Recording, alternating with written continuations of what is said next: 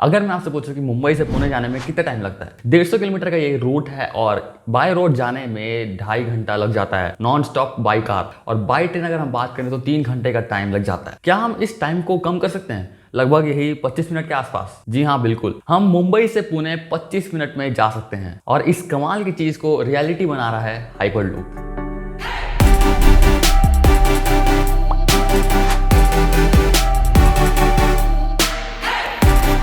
आज की दुनिया में सबसे इंपॉर्टेंट चीज है टाइम, और ट्रैवलिंग करने में टाइम काफी ज्यादा वेस्ट होता है। यहाँ पे जैसे कि मैंने आपको बताया, एग्जांपल दिया मुंबई पुणे रूट का, तो क्यों ना हम इस ट्रैवलिंग टाइम को काफी कम कर सकें। कुछ दिनों पहले हमने एक वीडियो बनाया था द बोरिंग कंपनी के टनलिंग कंसेप्ट के बारे में, जहाँ पे हम सिटीज के नीचे अंडरग्राउंड टनल्स की मदद से ट्रांसपोर्ट कर पाएंगे। ये काफी हद तक रियलिटी बन चुका है। अगर आपको वीडियो देखना है तो यहाँ पे आई बटन में वो वीडियो अवेलेबल है। वो कंसेप्ट भी काफी हद तक ट्रैवलिंग टाइम को कम कर रहा था। ठीक उसी तरीके से ये हाइपरलूप कंसेप्ट निकल के आता है, जहाँ पे हम ट्रैवलिंग टाइम को अगेन काफी ज्यादा कम कर रहे हैं। यानी कि इस हाइपरलूप में हम 1000 किलोमीटर प्रति घंटे की रफ्तार से ट्रैवल करने वाले हैं, और हम काफी बड़े बड़े डिस्टेंसेस को मिनटों में ट्रैवल कर पाएंगे। इस हाइपरलूप कंसेप्ट को इंट्रोड्यूस हुए काफी ज्यादा टाइम हो चुका है, और ये काफी ज्यादा प्रोग्रेस कर चुका है। पूरी दुनिया में इस हाइपरलूप कंसेप्ट को एक रियलिटी बनाया जा रहा है। अमेरिका, अफ्रीका, दुबई और इनफैक्ट इंडिया में भी ये हाइपरलूप प्रोजेक्ट का एक प्लान है मुंबई पुणे रूट में।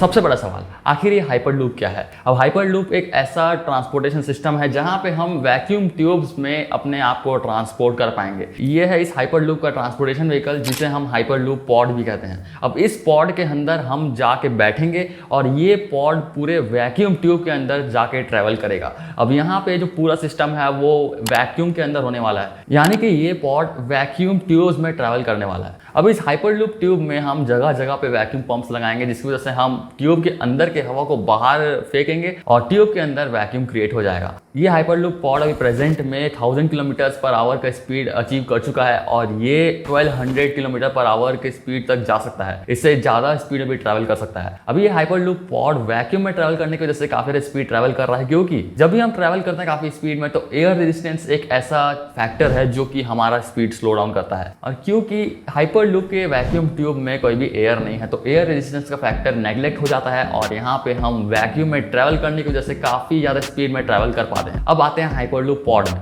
अब ये हाइपरलूप पॉड इस हाइपरलूप में ट्रांसपोर्टेशन व्हीकल होने वाला है। ये पॉड बेसिकली काफी स्पीड में ट्रैवल करने वाला है, और इसके अंदर लगभग 15 से लेकर 28 पैसेंजर्स एक साथ बैठ सकते हैं। ये हाइपरलूप पॉड बिल्कुल रेलवेज के कोचेस की तरह होने वाला है। जैसे कि आप ट्रेन में जाके ट्रैवल करते हैं, वैसे ही आप इस हाइपरलूप पॉड में भी ट्रैवल कर सकते हैं।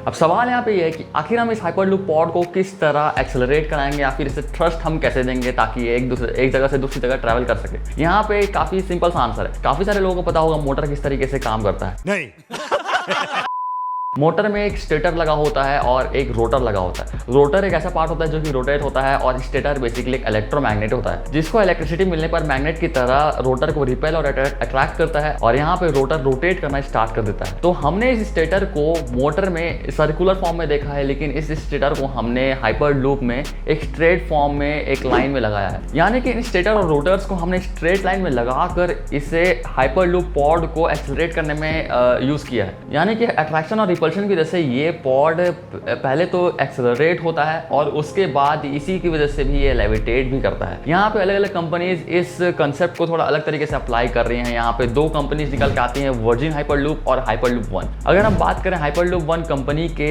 कंसेप्ट की, तो यहाँ पे हाइपरलूप 1 कंपनी ने ट्रेडिशनल तरीके से ट्रैक्स को नीचे की तरफ लगाया है। यानी कि टनल्स में नीचे की तरफ मैग्नेट्स लगे होंगे, और यहाँ पे जो मैग्नेट्स होंगे वो स्टेटर की तरह एक इलेक्ट्रोमैग्नेट होगा, और पॉड्स में नीचे की तरफ रोटर्स को लगाया गया है। जिस तरीके से रोटर और स्टेटर मोटर्स में काम करते हैं, ठीक उसी तरीके से ये स्टेटर और रोटर पॉड्स को एक्सेलरेट करने में काम आता है। यहाँ पे जब भी इलेक्ट्रिसिटी फ्लो होता है तो स्टेटर और रोटर एक दूसरे को रिपेल करना स्टार्ट कर देते हैं, और इसकी वजह से जो पॉड है वो लेविटेट करता है, और लेविटेट करने के साथ साथ ये आगे भी बढ़ता है। और यहाँ पे हाइपरलूप 1 कंपनी ने अपने पॉड को थोड़ा अलग तरीके से डिजाइन किया है। अब यहाँ पे टनल्स में बेसिकली पूरी तरीके से वैक्यूम नहीं होने वाला है। टनल्स में कुछ अमाउंट ऑफ एयर बचा रहेगा, और अगर ये पॉड पॉड्स ट्रैवल करते हैं तो वो एयर कलेक्ट होकर एक एयर कुशन बनाएंगे और ये एयर कुशन इस पॉड के स्पीड को कम करने की कोशिश करेगा और स्पीड काफी हद तक कम हो जाएगा। इस प्रॉब्लम को सॉल्व करने के लिए हाइपरलूप वन कंपनी ने अपने पॉड को इस तरीके से डिजाइन किया है कि सामने की तरफ एक फैन लगा हुआ है जो कि पूरी तरीके से उन एयर को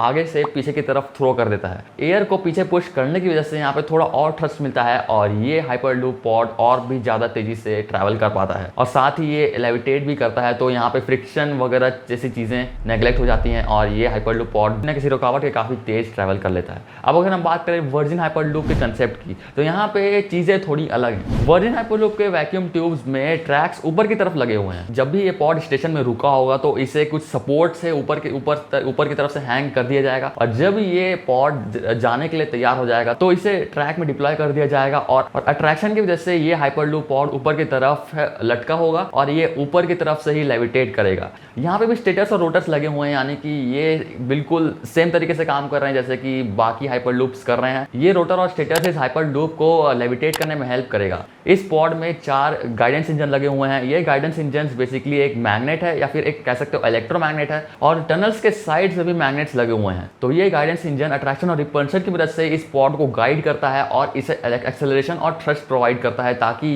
ये आगे मूव कर सके। इस पूरे हाइपरलूप सिस्टम में कोई भी रेजिस्टिव फोर्स नहीं होगा और क्योंकि ये पॉड ट्रैक से टच नहीं हो रहा है तो यहाँ पे फ्रिक्शन भी पूरी तरीके से नेग्लेक्ट हो जाता है और ये इजीली काफी हाई स्पीड्स अचीव कर पाता है। और जब पॉड चलना स्टार्ट हो जाएगा तो हमें सिर्फ स्पीड को मेंटेन करने के लिए इसे पावर देना होगा और बिना किसी ज्यादा पावर के ये काफी ज्यादा हाई स्पीड्स में ट्रैवल कर पाएगा। और थोड़े थोड़े डिस्टेंसेस में हमें वैक्यूम पंप्स लगाने होंगे जो कि ट्यूब के अंदर के एयर को बाहर थ्रो आउट करेंगे और ये वैक्यूम पंप्स काफी ज्यादा पावर कंज्यूम करेंगे। लेकिन हम यहाँ पे सोलर पैनल्स को यूज करेंगे इन वैक्यूम पंप्स को पावर करने के लिए, तो यहाँ पे एनवायरनमेंट को कोई भी डैमेज नहीं पहुंचने वाला है। हम बेसिकली सोलर एनर्जी को यूज करेंगे। तो हाइपरलूप इसी तरीके से काम करने वाला है और ये हाइपरलूप ट्रैवलिंग टाइम को काफी हद तक कम करने वाला है। और ये जो हाइपरलूप कंसेप्ट है उसे बनाने में काफी ज्यादा कॉस्ट भी आने वाला है और काफी ज्यादा इंफ्रास्ट्रक्चर की भी जरूरत है। बेसिकली मुंबई पुणे रूट में हाइपरलूप प्रोजेक्ट का जो पूरा कॉस्ट है वो 700 बिलियन इंडियन रुपीस का है, जो कि वाकई में काफी ज्यादा है। इसीलिए यहाँ पे अब जरूरत है हाइपरलूप प्रोजेक्ट के कॉस्ट को काफी तक कम करने का और हाइपरलूप को हमें इस तरीके से अब डेवलप करना होगा ताकि वो हाइपरलूप इस तरीके से डिप्लॉय हो सके और हम इसे काफी आसान तरीके से और काफी कम टाइम में बना सके।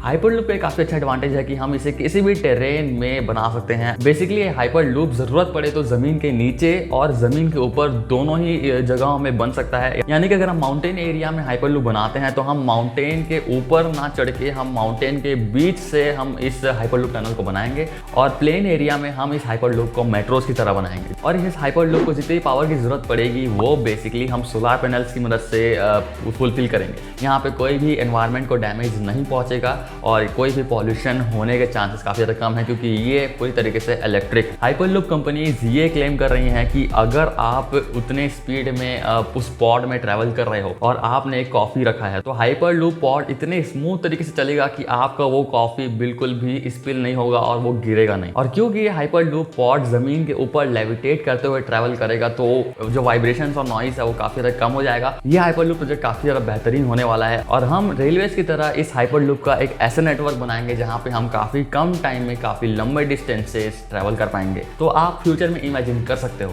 कि आप एक जगह से दूसरी जगह जा रहे हो 1000 किलोमीटर प्रति घंटे की रफ्तार से और घंटों का ट्रैवल आप मिनटों में कंप्लीट कर रहे हो। तो इतना था इस वीडियो के लिए। पसंद आया है इस वीडियो को लाइक कर दो, इस चैनल को सब्सक्राइब कर लो और मैं आपको मिलता हूं अपनी नेक्स्ट वाली वीडियो में।